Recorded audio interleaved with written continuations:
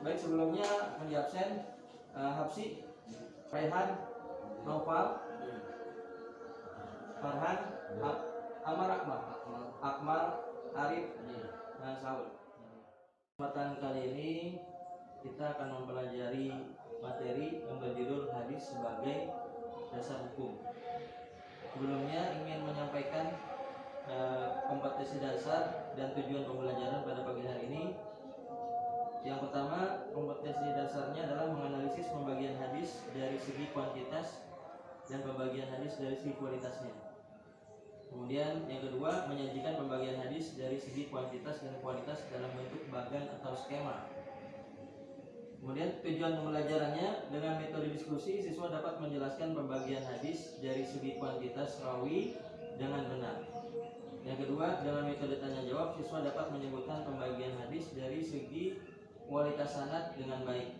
Dan yang terakhir, dengan metode diskusi siswa dapat mempresentasikan pembagian hadis dari segi kuantitas dan kualitas dalam bentuk bagan atau skema dengan benar.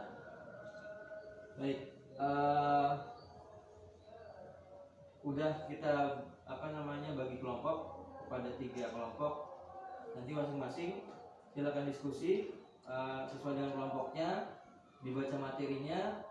Nanti masing-masing mempresentasikan apa yang sudah didiskusikan dengan menunjuk 1 orang dari masing-masing kelompok untuk menyampaikan apa yang sudah antum diskusikan, apa yang sudah antum baca dari materi itu sendiri yang berkaitan dengan hadis sahih sebagai dasar hukum, yaitu pembagian hadis dari segi kuantitasnya dan dari segi kualitasnya. Ada berapa macamkah? Ya, itu silakan nanti diskusi. Kalau diskusi nanti disimpulkan dan masing-masing kelompok perwakilan 1 orang untuk menyimpulkan hasil diskusinya pada kesempatan kali ini. Baik, silakan.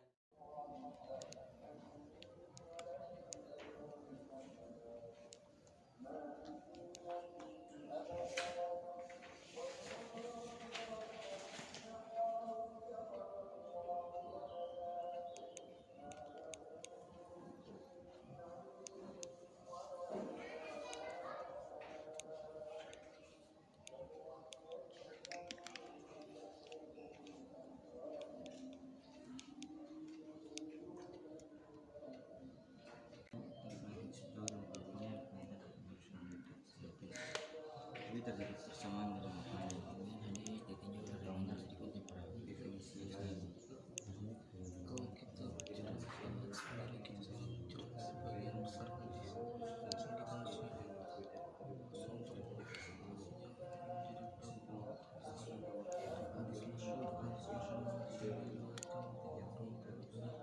tidak pernah serta menunjukkan hadis tersebut hadis masyhur jadi masalah menjadi 3 contoh masyhur dalam kata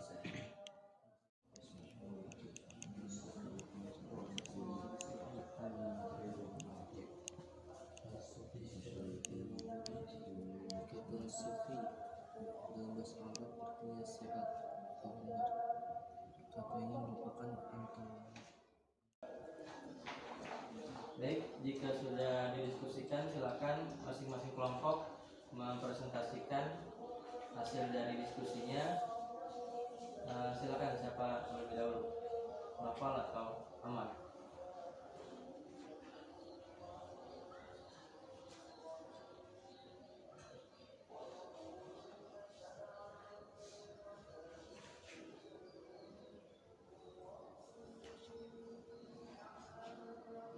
Tanpa harus dijelaskan lebih detail juga nggak masalah, yang penting tahu ininya, pembagian.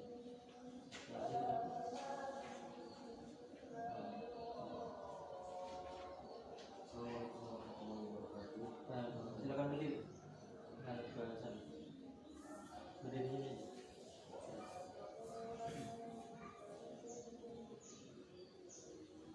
Assalamualaikum warahmatullahi wabarakatuh.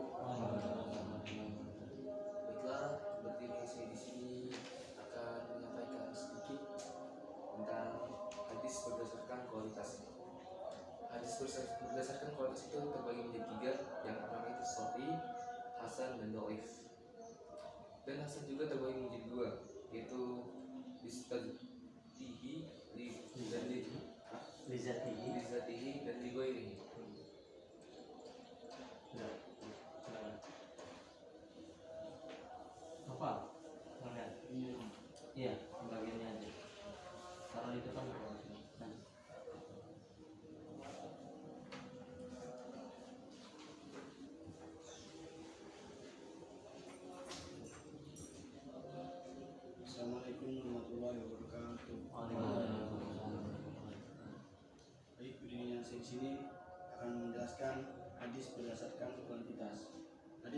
berdasarkan kuantitas terbagi menjadi dua. Satu mutawatir, dua ahad. Hadis ahad terbagi menjadi tiga. Hadis mansur, aziz, gharib. Silakan. Beri tepuk tangan. Itu sekilas pembagian hadis dari segi kuantitas dan segi kualitasnya. Artinya pada materi sebelumnya pernah saya sampaikan bahwasanya tidak semua hadis itu wajib kita amalkan, tergantung dari sisi kuantitas dan kualitas hadis itu sendiri. Maka di pembagian ini pembagian hadis ini baik berdasarkan kuantitas dan kualitasnya. Ada memang hadis-hadis yang tidak perlu dan tidak boleh kita amalkan. Kalau seandainya hadis itu contoh misalkan kedudukannya dhaif atau bahkan mardud, artinya tertolak, maka tidak boleh diamalkan. Atau kalau bahasa sekarangnya mungkin ada berita hoax, ya. Artinya ada memang dari dulu itu hadis-hadis yang memang hanya menyandarkan kepada Rasulullah, padahal Rasulullah sendiri tidak menyampaikan hal itu. Seperti itu. Jadi mungkin dengan diskusinya antum sekarang, antum mengetahui bahwasanya dan dari masing-masing tingkatan itu ada syarat dan ketentuan tertentu. Ya. Kenapa hadis itu disebut sebagai hadis mutawatir? Kenapa hadis itu disebut sebagai hadis ahad? Ya, atau tadi dari sisi kualitasnya dibagi menjadi tiga. Ada hadis sahih, ada hadis hasan, dan ada hadis dhaif. Ya, kedudukan hadis dhaif itu tidak sama dengan kedudukan hadis sahih ataupun hasan. Ya, bahkan yang wajib dan boleh kita amalkan dan dijadikan sebagai hukum itu ya hanya hadis sahih. Sedangkan hadis dhaif tidak boleh dijadikan sebagai dasar hukum karena statusnya dhaif, statusnya lemah. Karena baik itu memiliki kekurangan dari sisi sanad maupun dari sisi rawinya, seperti itu. Baik, sekarang silakan mengerjakan tugas, yaitu mengisi apa yang tadi sudah kita pelajari dari sisi kualitasnya dan dari sisi kuantitasnya sesuai dengan apa yang berada di skema.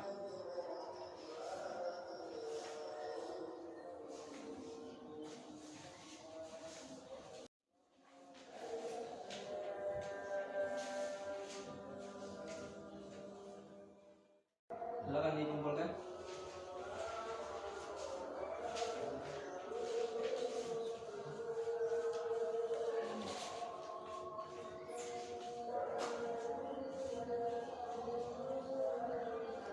Baik, pada kesempatan kali ini kita simpulkan bersama bahwasanya hadis berdasarkan kualitasnya terbagi menjadi berapa?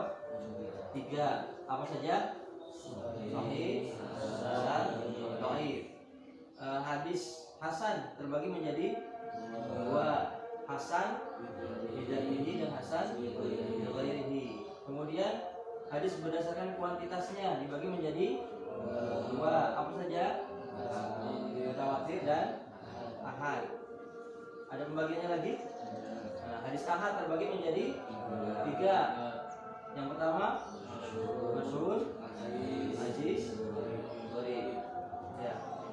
Nah, mudah-mudahan dengan pembelajaran pagi hari ini kita bisa memahami bahwasanya tidak semua kedudukan hadis itu boleh dan wajib kita amalkan, tergantung kualitas dan kuantitas hadis tersebut. Mungkin itu saja yang bisa disampaikan. Kurang lebihnya mohon maaf. Syukran bila. Wassalamualaikum warahmatullahi wabarakatuh.